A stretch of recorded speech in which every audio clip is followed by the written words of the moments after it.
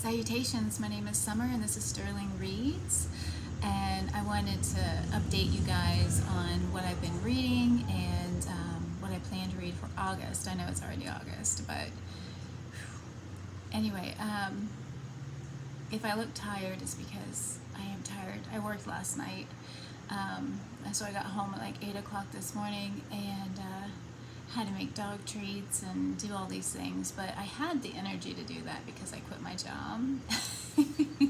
But the reason why I was able to read 20, which I've never done this ever before, I read 20 books in July. This is listening to audiobooks and reading physical books, because at night where I was working, I had probably 5 hours every night where I could just read. And then during the day, you don't get much sleep. So I was reading during the day, and then I had a 45-minute hour drive to work, and then 45 minutes back. And so I was listening to an audiobook on my drive. So that's how I managed that madness. I don't want to talk about all the books that I read, of course, because we'd be here forever, and not all of them were standouts, that I even care to talk about. I didn't have anything I feel that was horrible, but the books I do want to talk about that I am loving. Let me go ahead and talk about the two things that I'm loving. So I am reading, I finished The Titans. So this was I want to say it was the 5th book in the Kent Family Chronicles by John Jakes. We are following a family through all of these books, and it's the Civil War, which you can, so right now we are with a family that has turned Confederate. So the two sons who we follow, their father was liberal, fighting for everybody's rights. But him and his wife, their mother, got divorced, and actually the father was half Native American, which makes the kids a percentage. But Prim's in here. She's the one sneezing. Anyway, so their stepfather is racist. He's an actor, which they mention John Wilkes Booth. What's his name? John? Anyway, you know who I'm talking about. John Wilkes Booth. Anyway, they talk about him in here. He plays a little part. This is the thing about these books that people might not like. So this is historical fiction. But if there is somebody who is mentioned, like they mention like all the historical characters, all the people that we know throughout history, they're going to be mentioned in here. But I'm loving them. So I'm reading these on my Kindle. They were gifted to me, so that's been so nice. And especially at work, I'm going to getting an eye exam tomorrow. So, but I'm moving on to the Warriors, which I'm maybe 4% on my Kindle on this. So not very far. And this is volume 6. So yeah, it's really amazing how he did this, how he wrote these books. I just don't know how he keeps all of it together and organized and all the family lines and putting it so that, these people live for this long and then this is happening in history now, and it's been fantastic. So that series I am loving. Another series on my Kindle that I'm reading, I reread The Fall of the Giants by Ken Follett. And I mean, there is so much going on in this book. And how it ends, which I don't feel like this is a spoiler, but how it ends is Hitler's starting to come into power, and we are having the brown shirts, and right this second. So I started reading the second one, Winter of the World. Oh my gosh, so much. I think I'm maybe 17% on my Kindle. Maybe it's 27%. now we are starting to see, she's going to sneeze right by the thing. Are you okay? My little one, what are you doing? But anyway, we are starting to see all this violence. How are people reacting to the Nazi soldiers, the police that are bought off, and they're starting to act like the Nazi soldiers. Even in England, they're having the brown shirts come, and there's a lot of violence happening. And the newspapers are lying about things. They're saying that there was a peaceful protest, and they end up saying it was a riot, and even had a picture of, like, it wasn't what really, it was taken out of context. Also, we have a homosexual couple who one of the higher up Nazi soldiers wanted to buy his restaurant out, and they ended up kidnapping the couple, and horrific things were done to one of the men, who actually ended up killing him. What was done to him. And we also see, okay, my favorite couple in here, their son. He wants to be popular. You know, you have to think about, like, society is saying, the kids, like, peer pressure. He's a kid. The peer pressure, or coming in to be a teenager or whatever, the peer pressure of, you want to belong. And teenagers don't really think things through. They don't really think about consequences. They are more impulsive because, you know, they don't have, it's not all fully developed. But one of the boys of my favorite couple, is a brown shirt.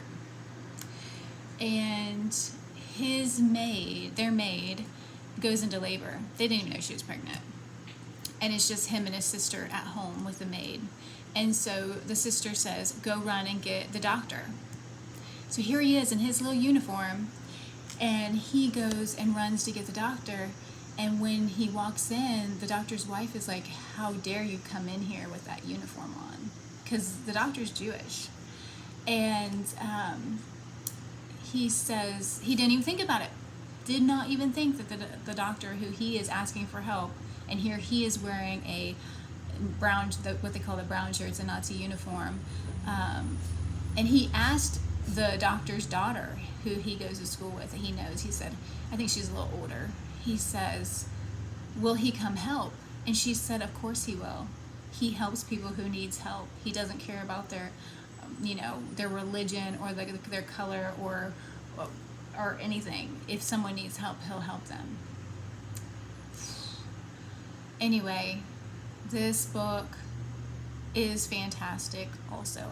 Like I said, I'm not very far, and I'm not reading these editions. These editions are beautiful, so I love seeing them, but they're not the editions I read before. There's a little shelf back there, that my historical fiction, which I have so much historical fiction that's like mixed in and everywhere.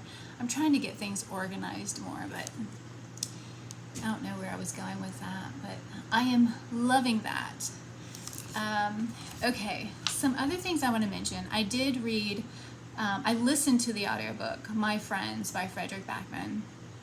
I'm a fan of Fredrik Backman, but whenever I read anything of his, I think there's a lot of nostalgia that comes because of the time that I started reading his books and like who I was reading them with. But I know what to expect from him, and that's what he gives me. It's like Drew Barrymore. Besides Poison Ivy, if you watch a movie that has Drew Barrymore in it, you're gonna get Drew Barrymore, and it's a good thing. So that's how I feel about Fredrik Backman. And it was about a couple of friends. It was about 3 boys and a girl, and well, they're growing up. But it was really about this man who is one of the boys who is telling a story to a girl who's an artist, and art came up all through it, and also like mental health, and it was very good.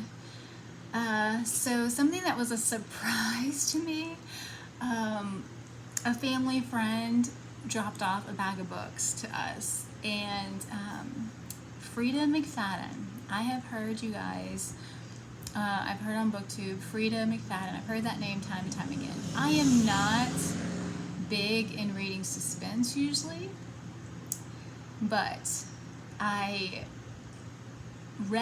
physically read one of the books. It was called The Boyfriend. And the neat thing about that is every other chapter you're in her thoughts, you're in his thoughts. And that was so great. And it surprised me. I did not know it. I didn't know what was going on. I thought I knew, but I didn't know. And then I listened to The Coworker by her, and I knew I could figure that one out, but not to the extent of where it went. And then there was a little twist.